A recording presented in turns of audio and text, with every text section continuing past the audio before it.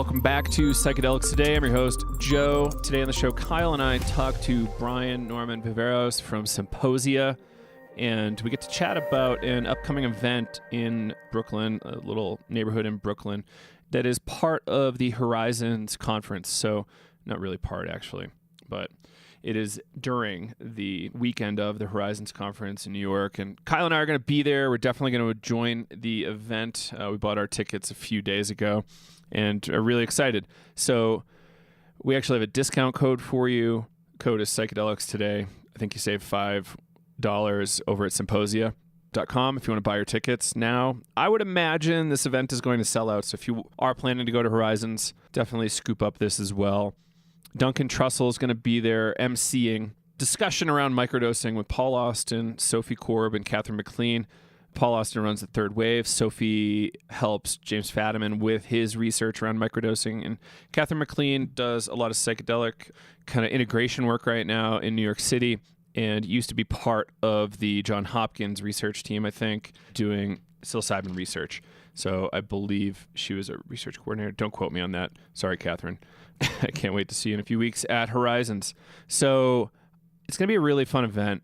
There are a lot of things left on the table to discuss around microdosing. So that's what we're going to do. We're going to talk about it. Science is still young there. So plenty left to actually learn, but plenty to debate, and in a hilarious way, because Duncan Trussell is a hilarious person. And yeah, I'm just ready to laugh my brains out. So if you hear this before September 30, we are doing a donation for every sale of our course. All the proceeds go to hurricane relief through Shelterbox USA. So from now till September 30, all proceeds of our sales for our course, Navigating Psychedelics, which you've heard us talk about quite a bit on the show, kind of a 101/102 of psychedelics. You are going to learn a lot from that class. People love it. But yeah, you can learn about all this stuff and donate to Hurricane Irma relief in Florida right away at the same time. So something to consider. And another thing to check out, we have a new shop, psychedelicstodayshop.com. We got some shirts, stickers, mugs. There's going to be some more stuff up there soon. I actually bought a mug and love it. It's got the Spaceman logo or Spore print logo on a black background. It's very colorful, very cool. So check that out. Anything you can do to support us would be lovely, even if it's just an iTunes review. Anyway, this discussion with Brian Norman Viveros is awesome. We go all over the map talking about even Brian's trip to the Amazon with Chris Kilhelm, the medicine hunter, and policy. What does policy look like for drugs once we are past prohibition and are prescribing? Like, what does the off-label use look like for psychedelics? How available is it? Do you have to go to special clinics? All that kind of stuff. And it's awesome. Really appreciate Brian spending time with us, and can't wait to see him in New York City for the microdosing event. Psymposia.com for your tickets. Again, coupon code Psychedelics Today if you want to save $5. All right, talk soon. Thanks for listening. Bye. All right, welcome back to Psychedelics Today with Kyle and Joe. We are here at Brian Norman from Psymposia. Brian joined us a while ago. If you want to learn more about his work with Psymposia and how he got involved and started it up, you can go check it out in our archived episodes. But today, Brian is here to talk about this new Psymposia event, the microdosing event, at the Afterparty for Horizons, Perspectives on Psychedelics. So welcome to the show, Brian. It's great to have you back, as always. Hey, guys. How's it going? Fantastic. I think it was actually a year ago. I was just looking at my emails. We're almost a year since I think I was on last. Oh, wow. Your anniversary. I could be wrong. I could be totally wrong. I don't know. I did see a year ago. It was September of last year. That's fantastic. So a lot has happened since then. You have since had a big event kind of in tandem with MAPS in Oakland, had a whole stage for multiple days in a row, just producing talks. And that was phenomenal. I think there was a cross-country tour that happened, the Blue Dot Tour. So Psymposia has been all over the U.S. I think Mike right now is in Europe.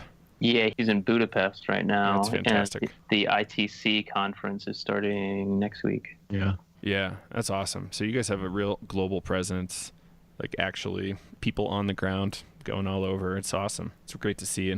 But yeah, man, so let's get down to the nitty gritty. There's this awesome event. You guys have this kind of tradition now of hosting after events for Horizons, this kind of regularly post Labor Day conference in New York City. Duncan Trussell is hosting, and it's on microdosing.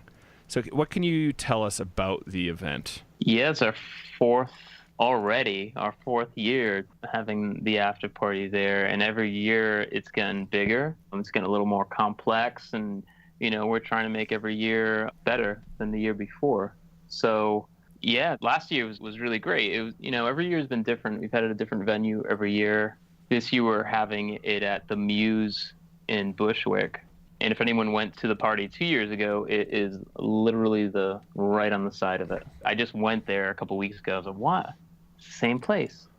But yeah. For those not in the know, that's a neighborhood in Brooklyn. Yeah, sorry. Yeah, no worries. From Colorado, I'm like, Bushwick, it sounds like a cool place, but... Yeah, it's like the place. It's the place in Brooklyn where people would be, kind of in the know on psychedelics, sort of. Yeah, we're expecting a totally packed house. Ticket sales have been fantastic so far. So it has Duncan. Duncan's going to host it. We have Hamilton Morris and Catherine McLean and Paul Austin from the Third Wave and Sophia Korb, who works with Jim Fadiman on his microdosing work. So this year we're changing it up. The format, last year we did stories. We've done stories a lot. And we're always trying to tweak our model, tweak our programming. So this year we are putting these 5 people in a circle surrounded by the audience, kind of like a tough crowd or politically incorrect, something like that. And they're just going to have a really free-flowing conversation about everything that's going on about microdosing. We just want to explore the whole thing. What's the benefits? What are the risks? People on different sides of the aisle with it right now. And that's the whole point of, why we want to do this. Yeah, where did the idea come from to host a microdosing event? We've been talking about it a little while. We've obviously, you guys have been in this in a little while, and it's only been the last couple of years microdosing has just gone crazy, There's that crazy thread that was going on and online that you guys know. And there's been other ones too. And there's been really good debate about it. And there's a lot of unanswered questions about it. And there's a lot of research that needs to be done before people can come to these conclusions. Everybody wants to say they got the answer. Everybody's afraid to say they don't know. And, we just want to put everybody together and talk about it. This might be one of the first times that's happened. Just, happened? Loose conversation in a public setting with multiple people on stage at the same time. It's not just like Fadiman talking about it, or Paul talking about it. It's like a bunch of people having a debate publicly. That's what we need to do. That's what we want to do. That's what we want our programs to be like. It's not scripted. There may be like a very loose, okay, we want to hit this, we want to hit this, but it's totally unscripted. It's going to go where it goes. I have no idea. And that's actually really fun. I don't know. It's like, okay, it's going now. Who knows what's going to happen? I hope everything goes well. Yeah, I'm excited to see how it plays out. And I feel like if anything, Duncan will be there for the comic relief to kind of have a little buffer. Totally. That's why I think he's going to be the perfect person to do this. And the idea of this kind of format, I went to one of his live podcasts with Hamilton. I think that might have been, I don't know, January, February, March, sometime around there. And it was great. He's been doing live podcasts at the Bell House. And they were really cool. So I went to that one. In this case, it's 2 people on a stage. And they had a great conversation. It's not scripted. It just goes in whatever direction. So when I was watching it, I was thinking this would be a really cool event, but let's take them off the stage. Let's put them in the crowd and let's get a couple more people. There's so many issues in the scene that I think need more questions being asked, rather than answered, because we're going in directions that nobody has any answers for right now. Mm-hmm. It's really true. Yeah, there's like an ungodly amount of research that needs to happen before we can actually say things and feel okay about saying them. Yeah, these kind of more informal things are ways to get those opinions aired or concerns aired or whatever, or just come up with totally new stuff just because you have so many minds together. I'm sure there's going to be great stuff happening from the audience. I hope so. Yeah. I think we'll open it up. I want to keep it raw. I want to keep it real, Mm-hmm. It needs to be. So I think it's going to be cool. So our audience might not know about Hamilton. Can you tell us a little bit about Hamilton? Yeah, he's currently doing Hamilton's Pharmacopoeia on Viceland, and we've worked with him actually only once before in our first conference. He came out when we did it in Amherst. I remember that. That was on like dissociatives or derivatives of PCP, right? He was giving a talk. Yeah, he did a talk on PCP at our first psychedelic conference. Oh my goodness. With Jason Wallach. So he was all over Oakland too. Like he was the only guy I think that had a camera on him all the time at the Oakland Psychedelic Science Conference. Yeah, I'm sure he's kind of a celebrity in this whole scene. Right. I think was he on our stage there? He might have been. I think he helped out at least a couple times on stage, like maybe not the main speaker. Yeah, I don't know. We've done so many things. I forget now. There's an incredible amount of people as part of that programming, so totally makes sense. Yeah, that was great. I think we learned a lot from doing that as well, and we tried to contrast them with whatever the event. Because a lot of time our events are kind of 50-50. A lot of times they'll be standalone. That might just a 2-3 hour event at night at its own venue, but a lot of times we attach them to a conference that's already going on. So that's what we did. It's kind of what we did. It was really a conference within a conference there, though, and they were totally great to work with. We got to pretty much we had like free range to do what we wanted. We mixed it up. We did a couple live podcasts. We did a couple conversation panels. We did a little bit of stories, and we did some talks, just, standard talks. Yeah. But it was great. And that portion was open to the public too. So you could walk in from the street and go there and see it. Which I think was phenomenal that you guys were able to pull that off. I think I've said it publicly before, but I spent more time at your stage than at any of the other talks. Like I think I only made it to 2. I heard that a lot. I only made it to 1, and I saw Paul Stamets give his, which was awesome. I haven't seen him before. But for the stage, like, Lex busted his ass on that. He did an incredible amount of work in booking everybody for that. I kind of just made sure it looked nice, which is what I do a lot. We were out at IKEA, like, the night before buying a nice stage set. Mm. Last minute preps. Totally last minute. Nothing like it. Yeah. So let's jump back to this event. I'm kind of curious, how did you put this panel together, and why Catherine, Hamilton, Paul, and Sophia?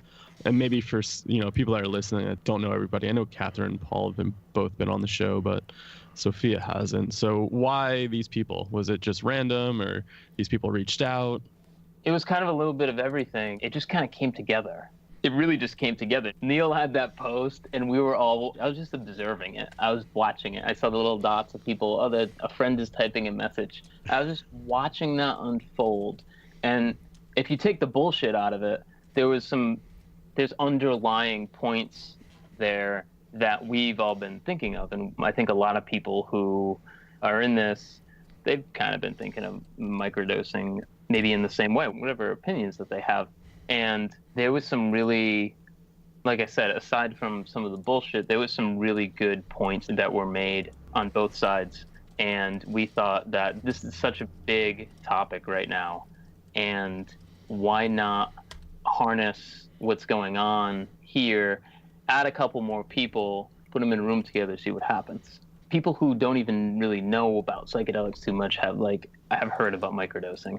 Yeah, it's amazing, like the few people that have reached out to me about it, and they're just like, I'm so interested. I'm like, I had no idea you would even be interested in psychedelics. Like it is kind of crazy how much it's spreading and how interested people are. And I think maybe it's because they've kind of taken the psychedelic experience out of microdosing, and it's kind of maybe viewed as this I don't know. I guess sometimes the way I see it, people are like, oh, well, I can take this like substance at a very sub-threshold dose, not feel anything, but kind of feel really good. In my mind, it's almost kind of like taking an antidepressant. That's the way it's being kind of marketed. Yeah, and at that same podcast that Duncan did with Hamilton, he said the same thing. Hamilton said the same thing, which is like, who would have thought that psychedelics making it this mainstream would be in a way that they're not psychedelic? Yeah, I think it's appealing to some folks that aren't interested in going into the psyche that way. But I think so. I mean, my personal opinion on the whole thing is, if it works for you, great. That's awesome. I think we're seeing a little bit of my dose is better than your dose, my drug's better than your drug, and that shit just they're false choices, you know. The name of the game to me is healing or creativity or whatever is like improving the nervous systems of people, and if that's what works for you, that's awesome. I don't care if, like, you know what I mean? Yeah. Like, so it's like we have science, right? We can actually say certain things about psychedelics, you know, from not what we're doing right now as science, but what we did 50 years ago as science. And we don't have that data yet with microdosing, so we can't really say too much. Right. We can say some. Like, I think Fadiman at Oakland was pretty much like, yeah, we have some data, and all it really says is like it's kind of helpful for anxiety. It could have been depression or anxiety. I forget which one. But it wasn't like, it's not necessarily like a miracle. I don't think psychedelics are miracles at all. I think they require a lot of work. Yeah. Psychedelics don't make someone like nice afterwards, or, you know, Nope. like, not at all. Charlie Manson happened. Yeah, and I think that attitude is dangerous. I talk about this with my roommate all the time. It's like, we have the person who works at a health food store over here who, like, we dub the aggressive, like, Terrence McKenna guy, which is like, you know, aggressive. It's like the vegan, you know, aggressive enlightenment guy. Ugh, So yep. it'll make you better. It's annoying. A lot of people, when they get involved, they think that, oh, you know, these people don't carry around the baggage of what other people do, and that's not true at all. And you know that. It's a tricky conversation, right? Like, so microdosing makes you a better capitalist, theoretically. And, you know, psychedelics, the narrative is that it makes you a better Christian or something. So I'm like, I don't really, like, I feel like there's more to it than that. I don't really buy into that whole narrative of like, you know, you know, capitalism or Christianity. There's a broad spectrum, and it's kind of like a 3D spectrum.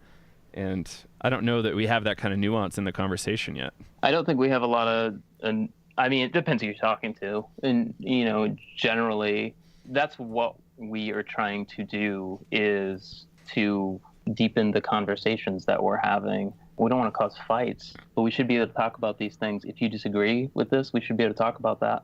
That's been like my life. We go after the person instead of the ideas so often. Mm-hmm. So often. People have, all of us, we have a problem separating the idea that the person has from the person themselves. And that is a problem. That's such a problem. It's a problem in politics. It's a problem everywhere. And we should be able to debate the ideas in a mature, intellectual way. And that's what we want to do with this. It should be lively, it should be fun, but I think that's what we want to do, you know? And that's what we want to do with all our platforms. And that's where we're going towards. However we get there, you know, we'll see. Yeah, I think it's a really important conversation to have, and it's interesting being, say, in this world, and you know, a lot of the projection that might happen, as you're saying. And, you know, I mean, that even happens in therapy, the therapy world. It's like all this stuff's happening, but we're constantly talking about self-development and inner work, but it happens. But I was just talking with somebody earlier today about sustainability of psychedelics and how, like, over harvesting iboga or ayahuasca is an issue. And it seems like a lot of these things are coming up, and it's almost like this shadow work that is, like, kind of emerging. And it's things that we need to talk about. You know, over harvesting things is not great and could be kind of detrimental to the environment or those communities. So what are some of the risks and things that are coming up with microdosing as well that we need to talk about? And I think this is a really great event to kind of maybe showcase that and talk about it, and hopefully have some fun.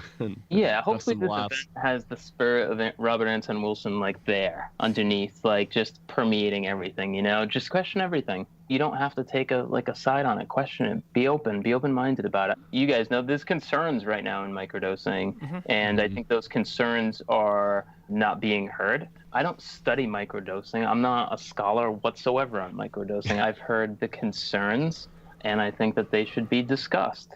That's important. Concerns being like capital gain, or people are into the productivity, or well, I think that's a huge one. As far as like physiological, the whole like cardiac risk that certain people have raised. I think Dave Nichols has raised that, and several other people have raised that concern right now.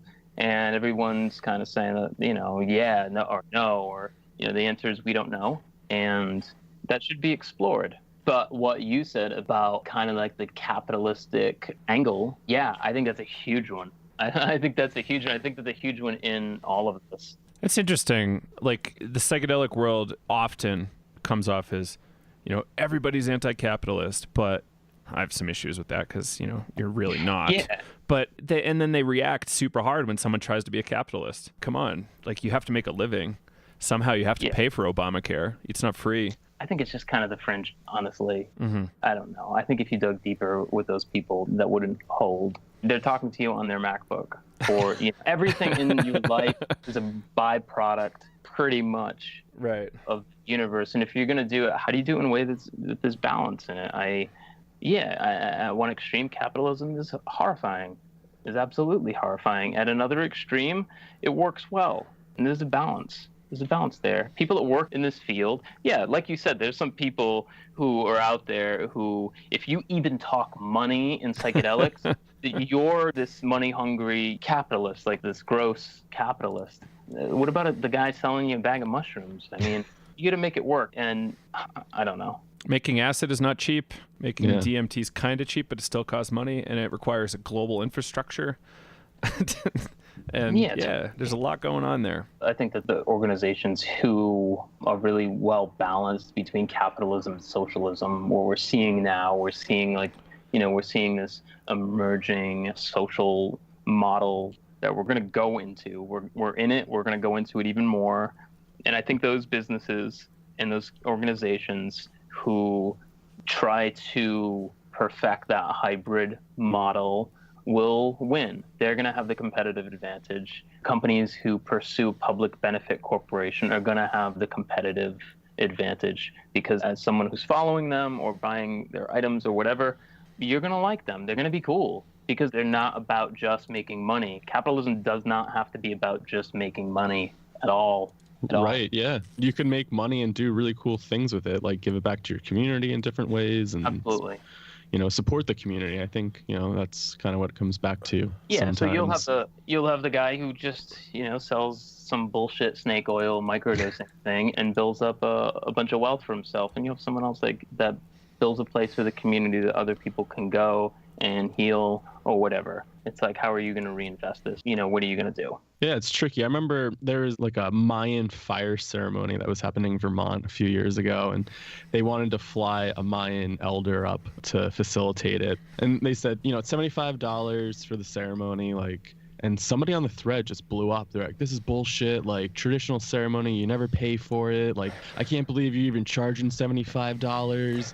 And the person that put it together was like, well, to have this happen, we want to have a traditional elder. We need to pay for their plane ticket. We need to pay for food and lodging. And traditionally, the community would come together and provide everything that was needed and support one another. They didn't need to pay for it because they were cooking the meals. They weren't traveling very far. They were all kind of right there working together. Yeah, that person shouldn't go. Yeah, exactly. They shouldn't go. And I've heard accusations about other groups that are doing events that they're charging for it. We're charging for this microdosing event. If you find the promo code, it is $30, and if you don't, it's $35. And we had preferred seating that runs from $50 to $250. We do a lot of work. We got to pay the bills, and I'm totally comfortable charging for that, because if anyone saw the amount of work that goes into that and the cost that we're putting up front for this, they would shut up. And on top of that, we have a lot of free events, because we are also sensitive to not everybody has money. Not everybody has a ton of money for this. So we've put on a lot of free events. So it's a balance there. Some of them are going to cost money and some of them we're going to do for free because we're aware of that. Awesome. I don't know, this maybe be off topic, but you were talking about preferred seating. How's the venue set up? Is it kind of rows or people standing, sitting? So the venue is like a circus acrobat school. It's a warehouse. It's pretty long. It's a big space. I think they can actually fit 1,000 if people are standing. We're not doing standing. Okay. The way that we're doing it is it's going to kind of be in the middle. And we got to think about it a little bit more, but basically people are going to be seated around that circle. And there'll be other places for kind of people to sit in there. And there's an outdoor space as well, so it should be awesome. That's cool. And there's kind of an after party, if I'm not mistaken, till 2 a.m. or something. Yeah, after the doors are going to open at 8, and from about 8 until 10 we'll hang, and I believe it's going to be, and I got to update this, but I believe it's going to be about 10 to 11, 10 to 11:30 will be that main event that we've been talking about. And after that, we have the venue until 2, so people can just hang out, meet one another, all that fun stuff. It's not a rave. We don't do rave. This is not a rave at all. It's very important to note. No rave equipment. But yeah, this is the type of place where you go meet the others and hang out and network. And people are always asking, like, oh, how do I get involved in this stuff? Somebody just asked me that the other day. I'm like, just go to a conference, network, go to the after parties, and build relationships. And this is a great way to do it. Yeah, and Horizons is the best for that. Horizons is kind of nonstop from Friday to Sunday, and it's a great spot. That's where we met. Yeah. That's where I met Brett. And yeah, we met a lot of people there. I think we met is it already 2012 or 13? I think it might have been 2013 or 2012. I forget. Yeah, one of those dates. Yeah, it's been a while so far. 4 years or so. Yeah, we've been doing this now for 3 and a half, which seems like 10. Yeah, but I look forward to doing this event every year. This is the bigger one that we do. And hopefully going forward, we'll be able to do, events like this all around and do them more frequently. We're still totally growing, and it's been just consistent, just healthy, organic growth. So our team, we got like 17 people on our team now. We just started a column we haven't released anything yet. We're more in the plan. We're further along than just the planning phase, but we're doing a column with SSDP students. So we've been interviewing, and so we're going to be rolling that out soon, which is awesome. And we're hoping to do something with Dance Safe. I don't know where that stands right now, but yeah, we're looking to work with the other groups, and it's been awesome. Horizons really is one of my favorites. I have only been once, and it was like 2009 maybe. It was the year Sasha Shulgin was there. I think he was blind at the time or something. And that was pretty amazing. And then that was the first time I think I encountered Daniel Pinchbeck. He's obviously a controversial figure in psychedelics, but, he's one of the quote-unquote leaders, I guess. Turned elder because he started apologizing for some of his behavior. But yeah, that stuff really changed me. I got to see Dimitri there, Dimitri Mujanis. Did he present 2009? Dimitri did. I don't remember exactly what year it was, man, but it was around there, 2009, 2010. It was incredible to watch, Dimitri's energy on stage. Yeah, he's great. He's like the one of a kind in this whole thing. I didn't realize we might actually get to meet him because this is his home turf. Huh. Yeah, I can invite him out. That would be really cool. That's what I gotta do. He's on our advisory board. Oh, cool. I gotta send a message. Yeah, Dimitri's great because he will speak his mind, and and it's very refreshing. It's extremely refreshing to me to see people like that, even if I don't agree with everything that they say. I want those voices out there because it's too easy to get caught up in your narrative and your social narrative and that echo chamber. It's so to get caught up in that whole thing. And so he's awesome because, he's just got the anarchist spirit.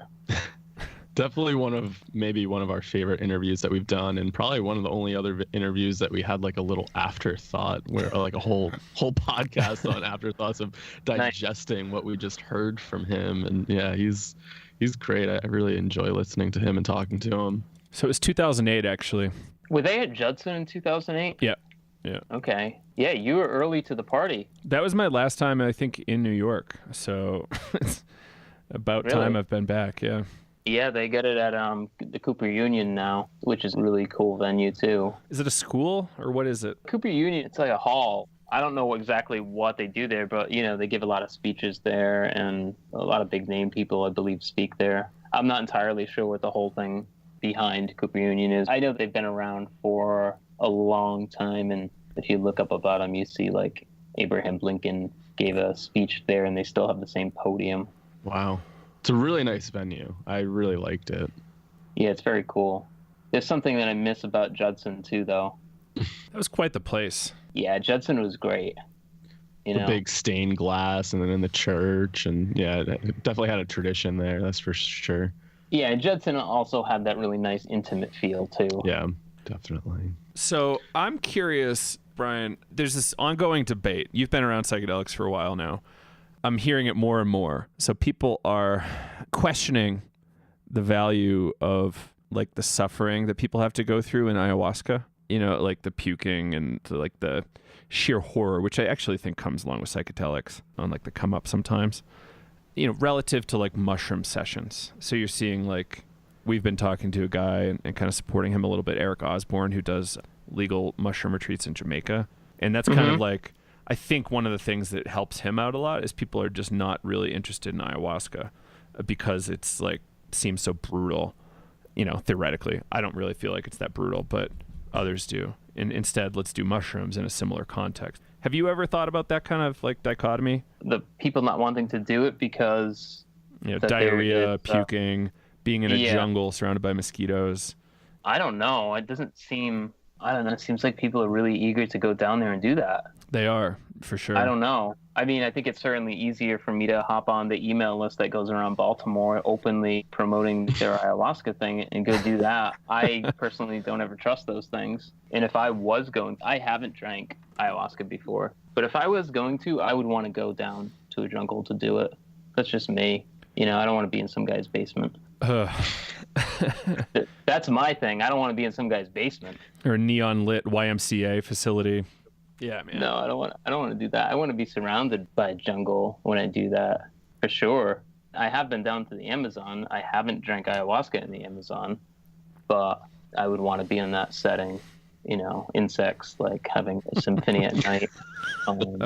I would like to experience that. My time down there was amazing without psychedelics at all. I think I would have to go to the Amazon first without doing psychedelics and then like see if I can handle it, just because I have this like deep-seated fear of not getting enough sleep. If I only have 4 hours of sleep, I am like totally mortified. You know, I guarantee I could go days without sleeping well down there just because of the noise. Yeah, it's beautiful, man. I went down in 2013 and I think about going back all the time. I just haven't done it yet.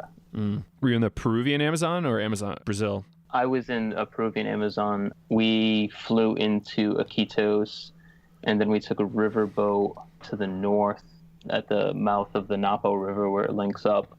And we went up the Napo a bit, and we stayed at a lodge out in the absolute middle of nowhere for, I don't know, it was like maybe 10 days there. And then we stayed at 2 other lodges for a night or 2 that were a little more, I think, accommodating. Cool. But at that first place, it's, you know, it's diesel lamps and no cold water, bats flying out of the toilet and tarantulas and cockroaches in my pocket and really hot and just wonderful. So I'm like that weirdo who's gone down there and hasn't done drugs down there. But I tell people, like, you don't need psychedelics to, like, you're in like the most dense biodiverse place in the known universe. That should be cool enough. You know, I think that's cool enough. I think it's beautiful enough. So yeah, I support you in going down. Go down there first, and there's no shortage of places to go once you are down there. And there's no shortage of ayahuasca in America either. So no. Really, why not? I would want to do it in, like, I love ethnobotany, so I would want to do it in as traditional a space that I could be in. Like really out there, upriver. Yeah. Super off grid. I hear that.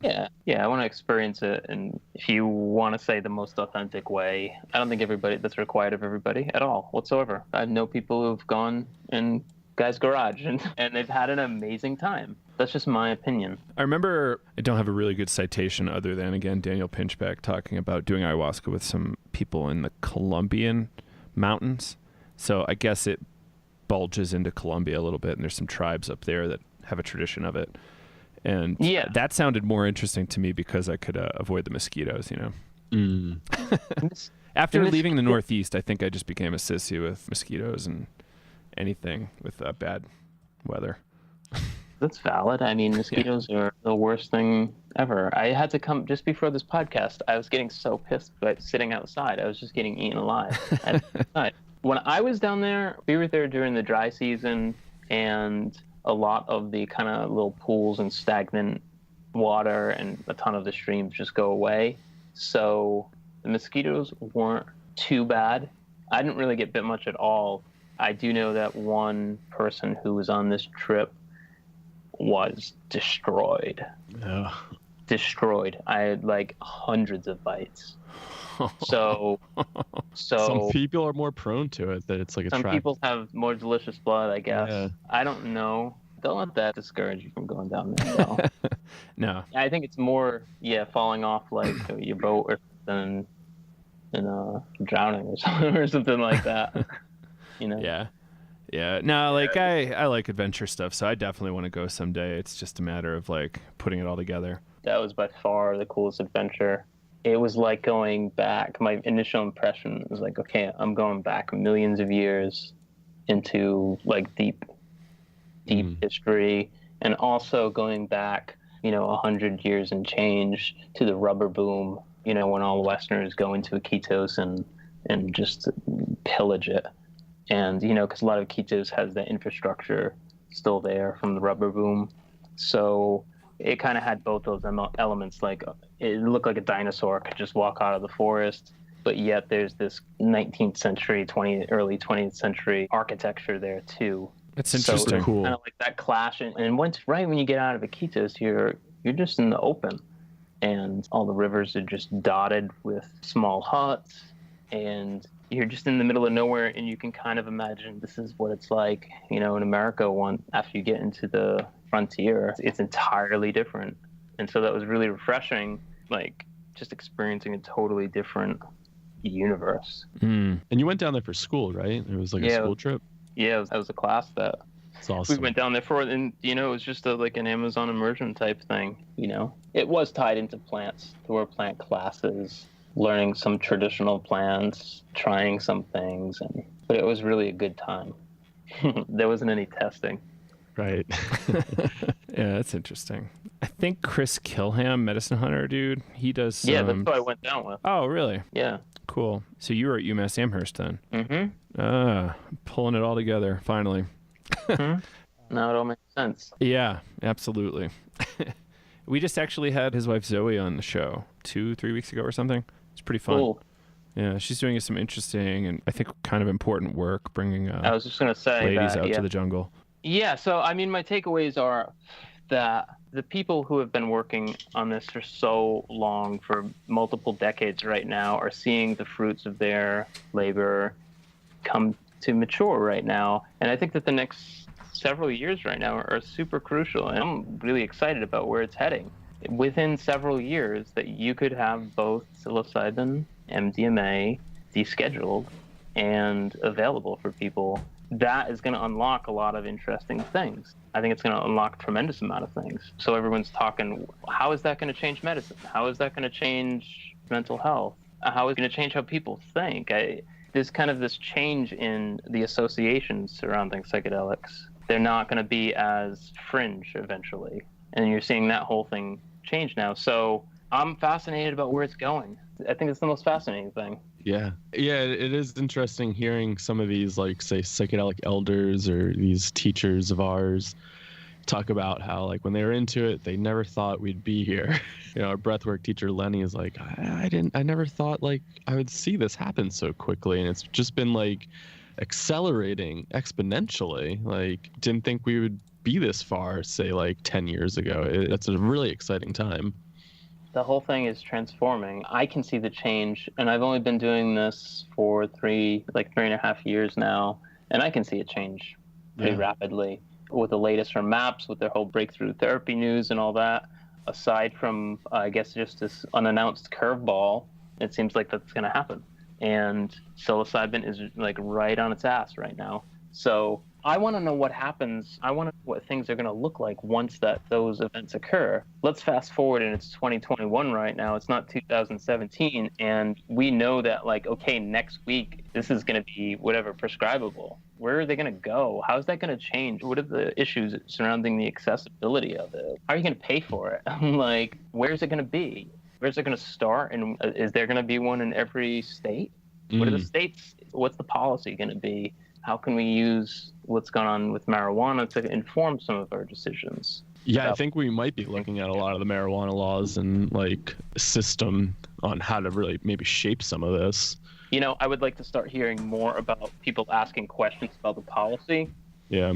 Because I think that's something that really hasn't been done much right now, because it's still kind of that people In a who weird gray area. Yeah, I don't hear too much about the policy. I know that was in California now they get the ballot, Yeah.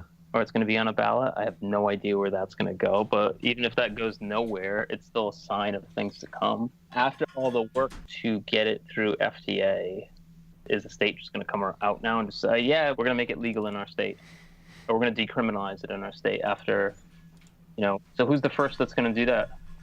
What does that look like? Right. That brings up an interesting point. Like FDA grants it therapeutic, then yeah, how do the states take hold of that? Are you allowed to just set up a center, or is MAPS just going to have to do that? It's going to have to go through like their protocol. Yeah, those are some really interesting questions to think about. Yeah, you should get him on here and ask him those things. I'm curious. Can anybody go to a certain doctor? And I'm really interested in the whole concept of off-labeling too. Right. For sure. I'm ignorant of the whole process, but from what I have gathered, that'll be an option to off-label. So is that really what, okay, we can have it for PTSD, we can have MDMA for PTSD, but can I have it just for if I'm just like mild depression, like, I'm just blasé and all that? Can my doctor off-label it for that? For at-home consumption. It'd be interesting. No, not necessarily for at-home consumption, but can you go to the place where people would be, where it's administered for PTSD? Right. Like if I get it off-labeled, can I still go there if the doctor gave me that prescription? Because that doctor knows, yeah, this works for PTSD, but this also works maybe to keep your marriage together, or if I don't have PTSD, because no one wants to see it just stay for people with PTSD. Right. That's not enough, for sure. It's not enough. So, yeah, what's that going to look like, and how is that going to happen?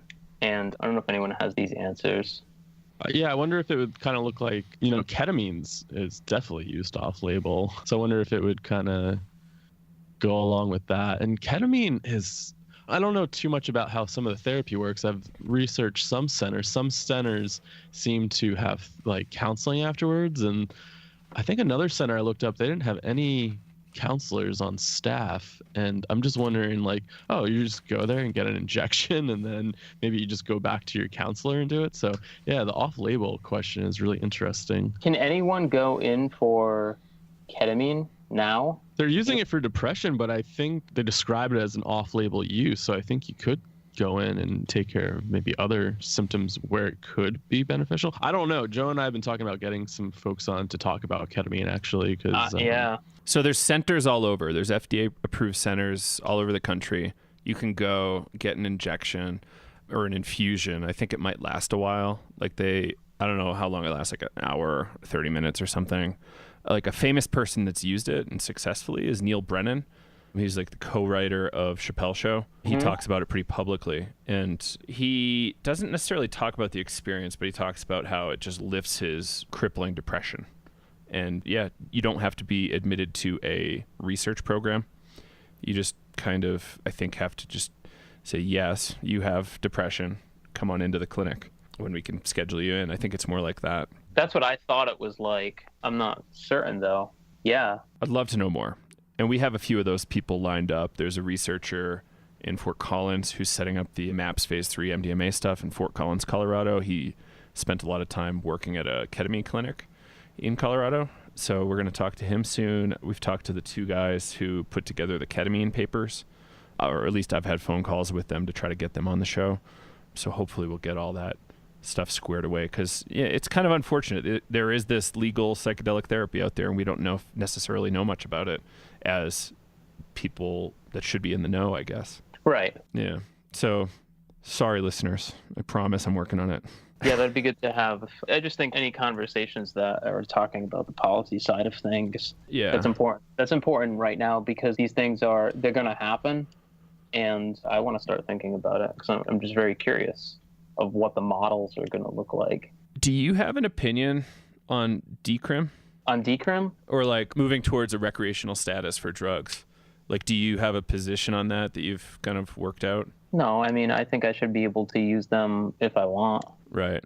Okay, so the kind of a normal cognitive liberty thing. I think the system should be there for people who need those places to be there. And I think it's an incredibly important service to have. It's not one or the other. It's never one or the other. So any law that says that I can't go in my backyard or in the forest and have some mushrooms, I'm not going to support, I'll always be pragmatic, and you take what you can get. Right.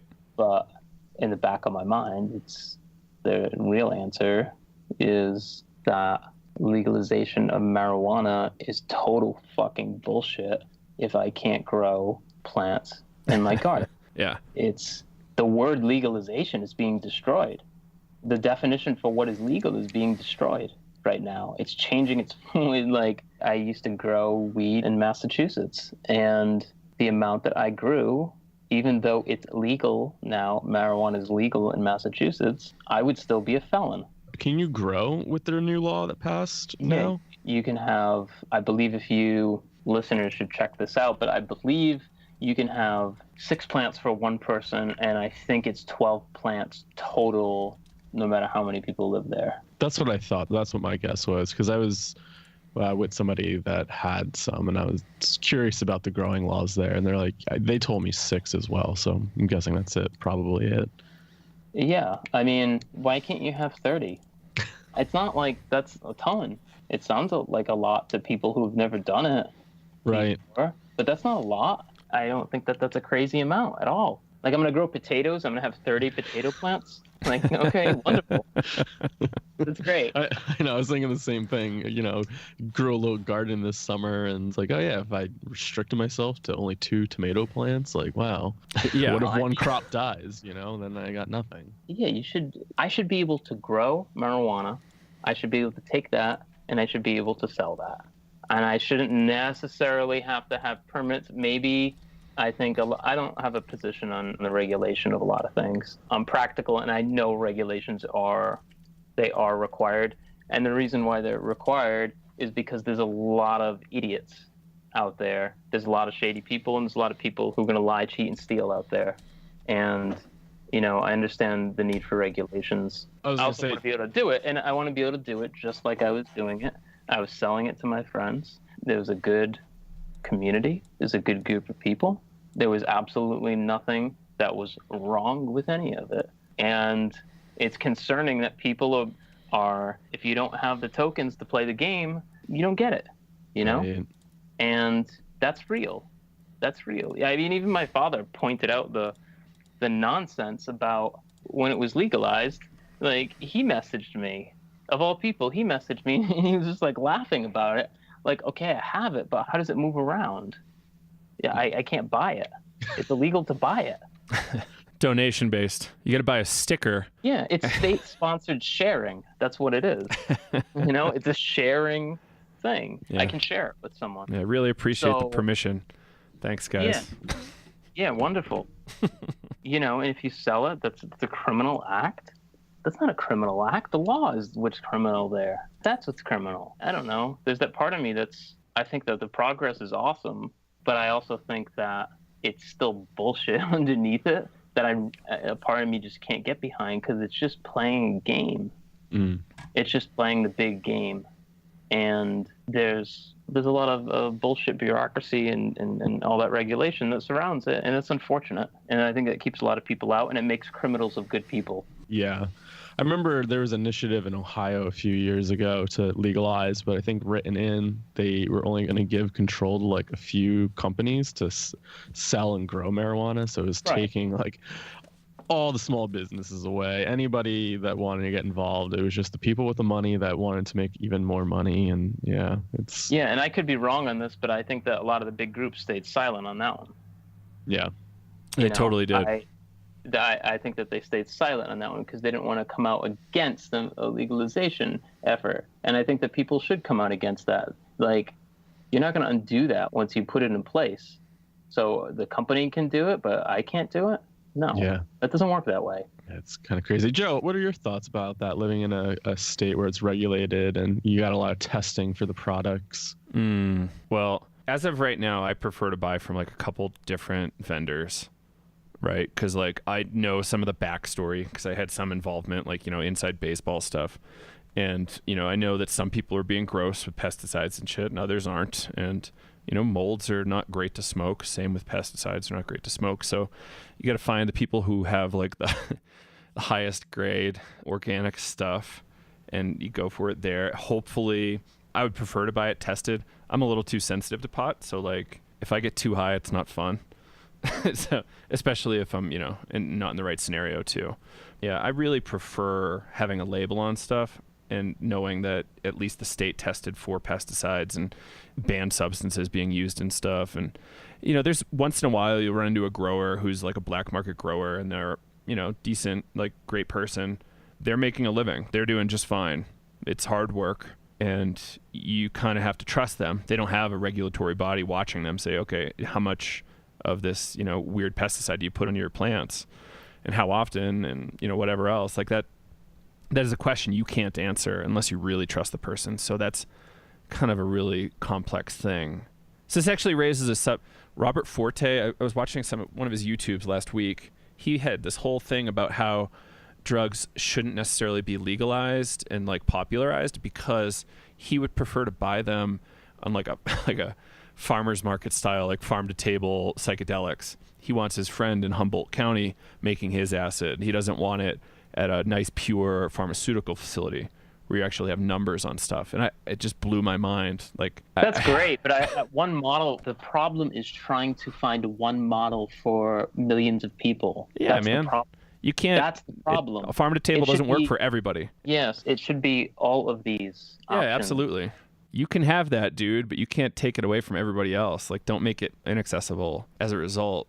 Like, there's this balance we have to strike. Yeah. And like you were saying earlier, and it's hard math. It's definitely not an easy problem to solve, but we need to, you know, continue talking about it. I would prefer to see a lot less laws on pot in Colorado. Like, I don't like that growers are now in a more illegal state if they have more plants. I think they decrease the total number you can grow at home now. So that's kind of a bummer to see that happen. I don't think that's great. Overregulation is still here. Like California is like the capital of regulation. If you want to see more laws than anywhere else on the planet, it's probably California and Massachusetts. So like, you know, just strap in if you're going to those places and trying to get involved in these fields. There's going to be a crazy amount of regulation. I don't know. That's kind of a weird rant for us to go on, but I hope there was some value there. Yeah, I think there totally is value there. There's uncomfortable conversations that people have to have about this. And what's going to happen? This is going to happen. I'm sure it's already happening, is that the pro people become the regulators become the prohibition 2.0 agents. That's just the trajectory of, I think, people in general. You know, you don't have the power, you got the power, you know, you push that onto everybody else. And I think it's kind of the way that it works, right? I think that is just always how it's going to work. So, yeah, how do we avoid those things? The rallying cry at first is, let's regulate marijuana like alcohol, and then you start regulating marijuana like alcohol, and you say, oh shit, we don't want to do this, and you got it though. You know? Yeah. You know, it's a starting point, right? Like, I think a lot of this is just going to be incremental movement. Like, hopefully once in a while there's a revolutionary state or country or something that, you know, totally blows the other ones out of the water and go, oh, good, look how much safer this one is, or how much more tax revenue Rhode Island's getting or whatever per person. You know, I personally can't wait till you could go to the pot shop or booze store and buy, you know, MDMA from behind the counter. Why not? Don't know if that's happening in your lifetime. Ugh. Don't know about that one. Well, I'm going to shoot for it. Yeah. I don't know if that store is ever that option. If the state prohibits things, then business as usual will continue, where you just, you know, your friend grows mushrooms or your friend got MDMA from somebody, and it'll just continue. Obviously, regulation and laws don't prevent any of that anyways. So you will have access to it, but, you know, you got to commit a criminal act to do it. Mm. Right. So that's one of our big projects over here, is like, there is this social justice aspect where, you know, obviously there's a race disparity in drug crime, jail time, but I just don't want to see anybody going to jail for any of this stuff. And that's kind of like part of our conversation regularly. Like, why are you putting another human, locking them in a cage for many years at times? Like, it's insane to me that humans are okay putting other humans in cages for years, decades, for the rest of their lives sometimes. Yeah, especially for drugs. Yeah. Yeah, it's not like you killed a family with a handgun. I don't know, it's a substance that could be used safely, and potentially brought a lot of joy to someone's life. Even if and they carry risk. That's also a risk that you are willing to take living in a free society, just like cars and smoking cigarettes and me walking out on the street. Those are risks that you are willing to take. They're reasonable. You don't ban skiing or snowboarding or jumping out of a plane and going parachuting or flying on a plane or going in a car, which is like the most dangerous thing you can do. We live with that. There are things that we have to just live with. You want to just remove all risk from your environment. I don't want to live in that world. Nobody wants to live in that world. I think people are unconsciously moving in that direction, though. Anything that sounds risky, like, okay, let's make some laws. All right. Yep, let's take everything away. Yeah, that happens as we get older, naturally, because we want to protect everything that we have, and, we get more scared of dying as you get older, and now you have kids, and now you have a house, and now you have everything that you want to protect, and you've made it, and so now you just naturally become more conservative because you want to preserve those things. I think that's standard. Yeah. Robert Anton Wilson, again, has that quote, which is awesome, that I have burned into my psyche, which is, it only takes 20 years for a liberal to become a conservative without changing a single idea. This one's rude, but I'll say it anyway. He had one. The real ultimate secret of power is, how dumb the average person is. Now imagine that half of them are dumber than that. Right. And I almost died. But, that's what we're dealing with here. We're not necessarily everybody in America is intelligent. No, unfortunately, it's not the case. I wish it was. I think people could perform better than they are, even with sub-average intelligence. But we have to somehow engage that population and get them, saying, do you want to go to jail for all that cocaine you did last week? No. Okay, so let's kind of think about LSD and mushrooms and MDMA as well. I've had this idea. It's just that the people who are... It's just not as popular. I don't know if it's as popular of a thing. So a lot of people haven't even heard about it. They don't even know about it. They don't even know how to say the word. They don't know what MDMA is. They don't know what a psychedelic is. They have no idea what LSD is. They don't know about any of this. And so it's education. This whole thing is. That's why we're doing what we're doing. Absolutely. It's all education. And this should start at an early age. It should start in teaching kids about plants and gardens. And, okay, what's that smell that this lemon balm makes? Oh, that's a terpene. Okay, that's a chemical in a plant, and plants make chemicals for all these different reasons. Some do this and some do that, and it's just another thing. It's a part of nature. That's all this is. Yeah. And drugs are this dirty word, and if you're a plant person, it's another plant compound, and it serves a biological and an ecological function. And there's taboos in a Christian society or whatever society. It's not just Christians that have these taboos. It's a lot of It's a lot of societies that have these taboos. So it's about education, and it's about teaching people early on about these. So if they're going to use them, they use them responsibly. And they don't just have to, when they're 21 years old, they don't have to just get fucking just crazy drunk and learn for themselves about how to control their drinking. You know what I mean? There's no education. There's no such thing as drug education. It doesn't even exist. It only exists in the families where the parents were cool enough to talk to their kids about it. I didn't ever have one conversation about drugs ever. I think that's ultimately done. I agree. Education's definitely important. To go back to the people don't know what MDMA is, it's true. I was talking to somebody explaining MDMA assisted psychotherapy, and I just got back from part of the MAPS training and talking about what I learned there, and they're like, wow, that's so fantastic. Like, why is this not a therapy? And it's like, well, because it's illegal. They're like, what? This is bullshit. Like, it shouldn't be illegal. And they're like, wait a minute, what's MDMA? I was like, oh, well, it's ecstasy. And they're like, oh, come on, Kyle. Like, you got to be kidding me. Total shift. As soon as I said the magic word, they're just like, nope, out the window. But before they knew what it was, they were so on board. That's really weird. Yeah. That's so weird. It's probably more common than we understand, too. Yeah. I think it's the prevailing attitude or lack thereof. I think that's standard. Maybe we should just start changing the names to everything. I was just saying this the other day, that even if I was completely against drugs, And I didn't think that anyone should use them at all. Any of the drugs that we consider drugs, right? Even if I thought that no one should be using, I still wouldn't go towards it.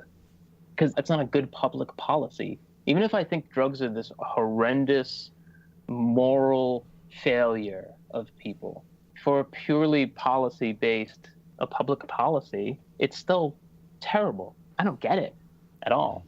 I really just don't get it. I think that most people that you talk to, if you know how to talk to them and disarm them, I think you can get them to come around to your side. Have you read Chasing the Scream? No, I haven't. It is pretty amazing. It's about the origins of the drug war in the States, kind of starting early with pot and alcohol.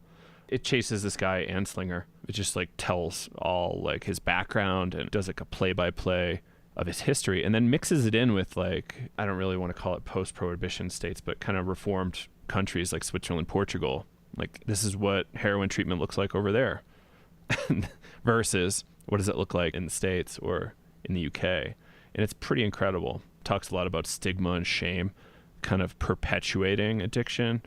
So the fact that it's shameful to do heroin makes you shoot more heroin. If it was less shameful, you'd probably shoot less heroin. I read Dreamland by Sam Canones, I think it's his last name, which was an awesome book. And he made a point in that book about there was just all these overdoses happening in Ohio and, all throughout there. And none of the parents talked about it. So it was something that was happening to a lot of young people. And the parents were so ashamed about all of it that they couldn't tell anybody. And so it took a long time for that to kind of finally come to the surface where, people kind of came out that, yeah, my son overdosed and died. My daughter died. And yeah, it's amazing. It's amazing the dehumanization that goes on if someone uses heroin. Oh man, yeah, it's terrible. It's crazy. Yeah, it's almost like they're not a person. No, they're not. They're an addict. Yeah. People are talking about it now. Yeah. Yeah, absolutely. It's coming. We just have to keep pushing it, making our message more accessible and onboarding more and more folks. And I think it's going to happen. You guys are doing excellent stuff. Like, you guys see it all the time, right? Like drug users, psychedelic people, they come out to an event and they go, I had no idea this many people were talking about acid or mushrooms or whatever, Right. They can't even believe that there's anybody who's talking about it. Yeah. That's common. We get a little blinded by being in this, that we think that everybody kind of knows about it. And it's really, really not the case at all. And on top of that, there are so many young people now who they're teenagers and they're just getting interested in this for whatever reason. And they're learning as well. We're always learning. When you're interested in something like that, say, you just do whatever psychedelic for the first time or whatever drug for the first time.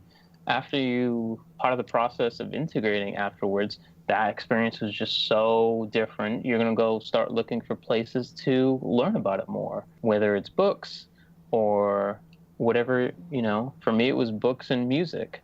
So there's more people every day that are just doing something for the first time, and they're just getting into it and starting to Google stuff and, finding some books and kind of learning about a new world, Absolutely. Cool, man. So what about time? Do you want to throw anything in? Reminder about the event, maybe? Yeah, sure. So it's October 7th. It's a Saturday night. It's after day one of Horizon's Perspectives on Psychedelics in New York. And you can get tickets at Psymposia.com. They're up there. I'm going to give you guys a promo code after this. So whoever's listening, maybe you guys can plug it in the intro. So you get a few bucks off for that. Yeah, come out, especially if you haven't been out to something before. Our events are very welcoming to everybody. It's not a rave. It's going to be a place that you can come out, meet people, meet the different groups, make some new friends, and talk about it in a way that's, it's accessible. People are going to be really great. There's going to be a lot of awesome people there. I'm really looking forward to it. Yeah, same here. Kyle and I will both be there, so we're very excited. Great. Well, thanks again, Brian. I really appreciate your time, and check out the website, Psymposia.com. Yeah, thank you guys for having me here. I appreciate it. Yeah, no problem. We'll talk again soon. All right.